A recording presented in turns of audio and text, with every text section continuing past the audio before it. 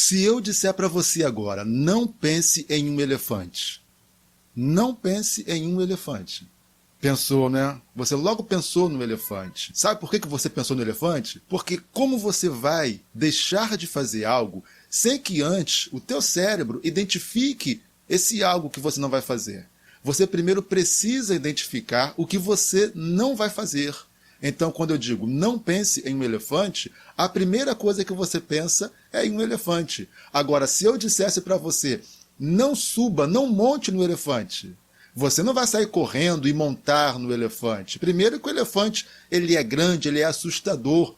O teu cérebro identificou isso. Ele sabe o perigo que é você tentar montar no elefante. E por isso você não vai sair correndo e montar no elefante. Mas pensar, você não teve o controle. Você logo pensou no elefante. Então nós vamos entender que há uma grande distância entre pensar e fazer, não é verdade? Mas por que a gente insiste em fazer aquelas coisas que a gente sabe que não deve fazer? Aquelas coisas que não serão boas no final para nós, aquelas coisas que nós sabemos, temos a convicção de que não é bom, não é certo, não se deve fazer, mas mesmo assim parece que somos dominados e acabamos por fazer aquilo que não deve ser feito. Quando eu disse para você, não pense no elefante, eu indiquei para você um elemento.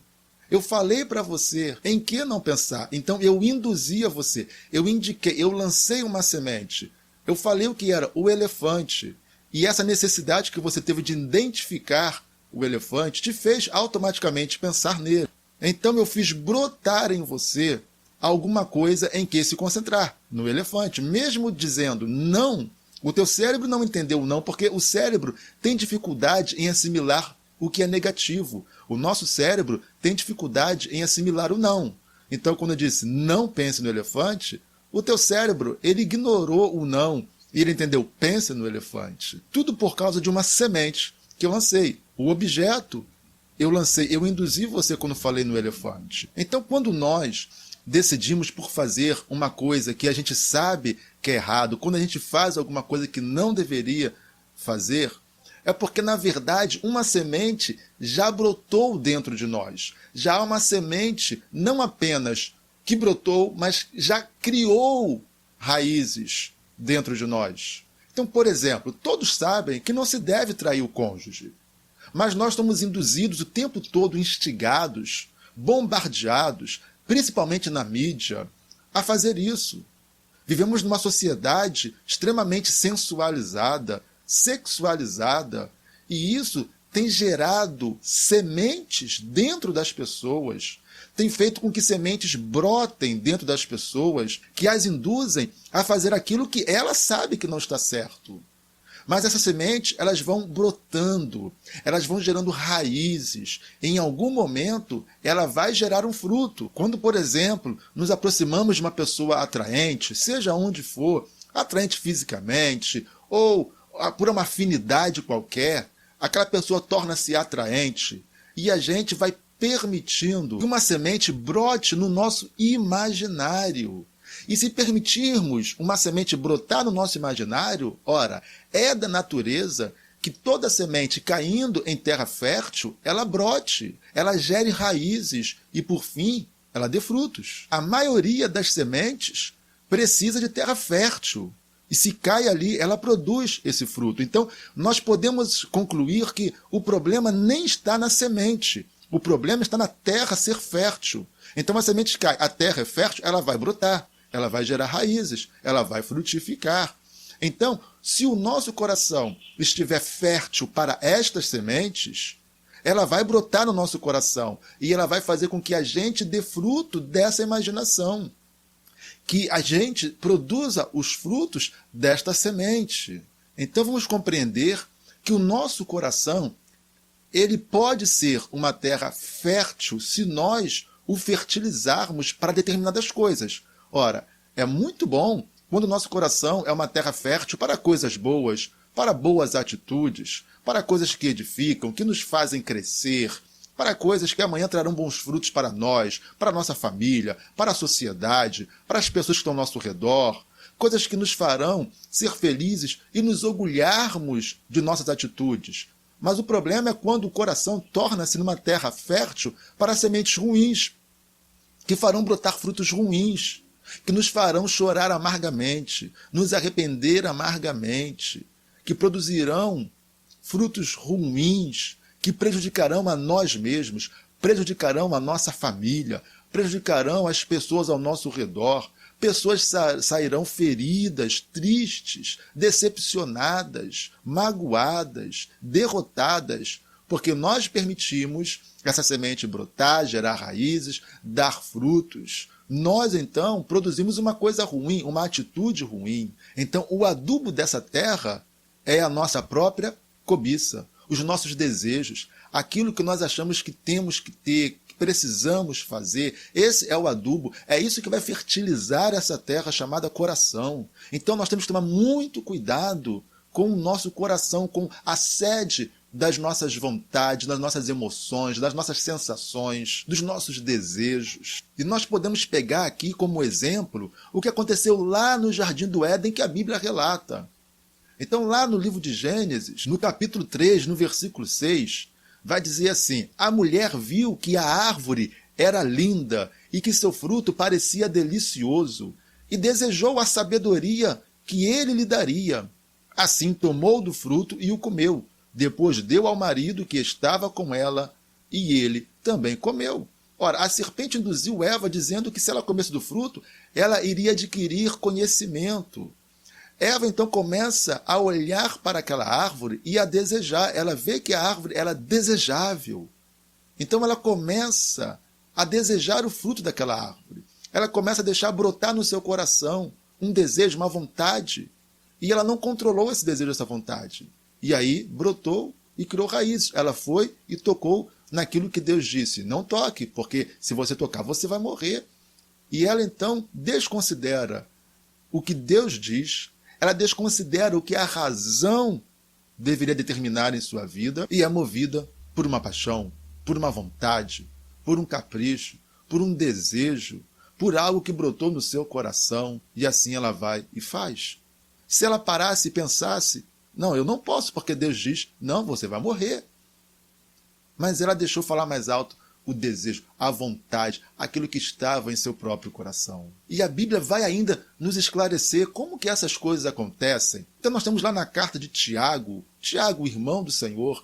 Tiago vai dizer o seguinte, lá no capítulo 1, versículos 14 e 15.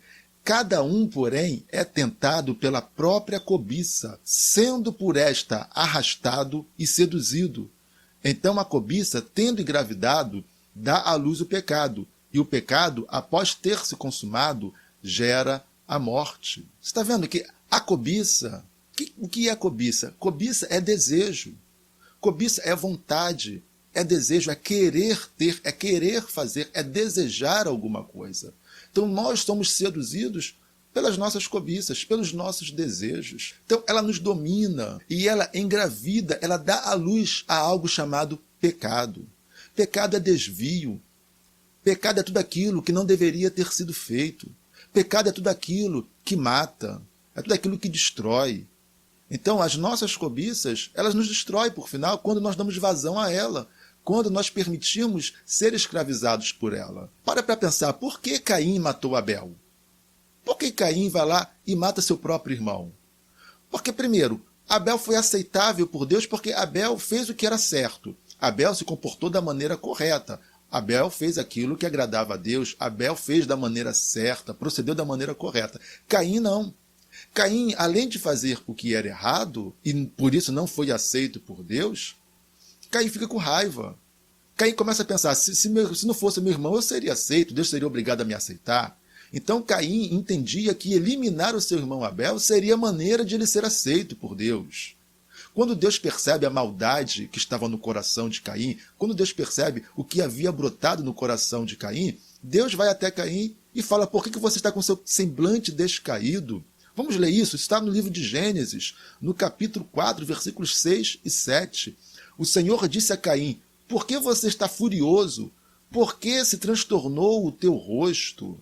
Se você fizer o bem, não será aceito? Mas se não o fizer, saiba que o pecado o ameaça à porta. Ele deseja conquistá-lo, mas você deve dominá-lo. Ora, então o que Deus fala para Caim? Se você fizer o que é certo, a coisa boa, se você fizer o que tem que ser feito e não o que está no teu coração, você vai ser aceito também. Mas se você não fizer o que é certo, se você agir de maneira errada, o pecado está à espreita, está aí à porta, querendo te dominar. Mas é você quem tem que dominar o pecado. Então quando nós abrimos nosso coração para aquilo que é errado, nós permitimos ser dominados pelo pecado. Nós estamos dominados pelos nossos desejos, somos dominados por aquilo que será ruim, será prejudicial, aquilo que vai, por fim, nos matar, nos levar à destruição, mas nós permitimos. Deus fala, olha, você tem que dominar, mas se você se curvar a esse pecado, a esse desejo, a essa vontade, você vai ser dominado por ele. Ele vai te dominar, você vai perder controle sobre as tuas vontades, sobre os teus desejos. Então não permita que vontades, desejos, curiosidades ditem o rumo da tua vida. Tem muita gente sofrendo simplesmente porque decidiu fazer e botar em curso aquilo que estava no seu coração, uma vontade, um desejo, uma curiosidade.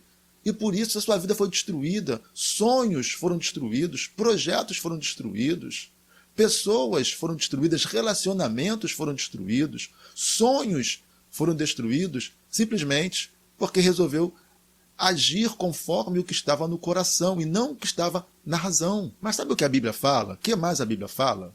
Vamos ver lá no livro de Jeremias, no capítulo 17, versículo 9.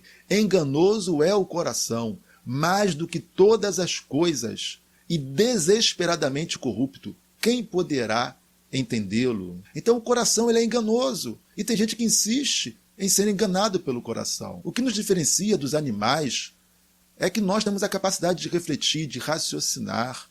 Nós temos a capacidade de medir, pesar as consequências, entender que aquilo que fazemos gera consequências.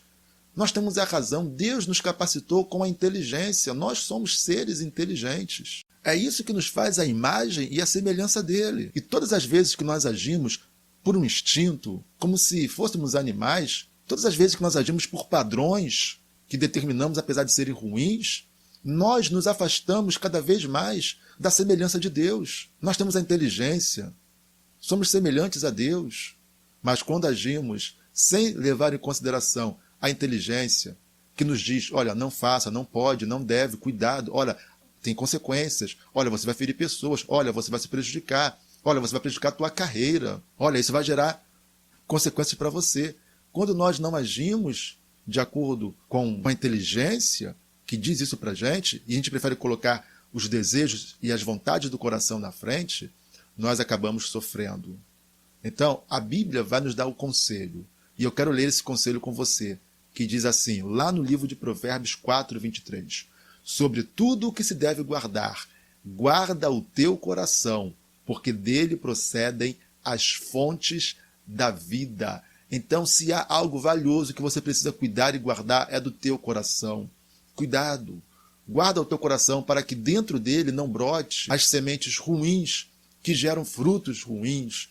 Vigie sobre isso para que você possa ter uma vida feliz, emocionalmente equilibrada. Faça isso. Tome muito cuidado. Você pode não ter o controle sobre algo que você vai pensar, mas você pode ter o controle sobre o que você vai fazer. Talvez você não consiga evitar de pensar no elefante, mas você não precisa sair correndo para montar esse elefante. Então se comporte dessa maneira. Elimine essas sementes ruins do teu coração e seja feliz e tenha uma vida abençoada por Deus. Não se esqueça de se inscrever no nosso canal, de compartilhar esse vídeo, deixe o like aí também, para que a gente possa alcançar mais pessoas. Que Deus abençoe você, em o nome de Jesus.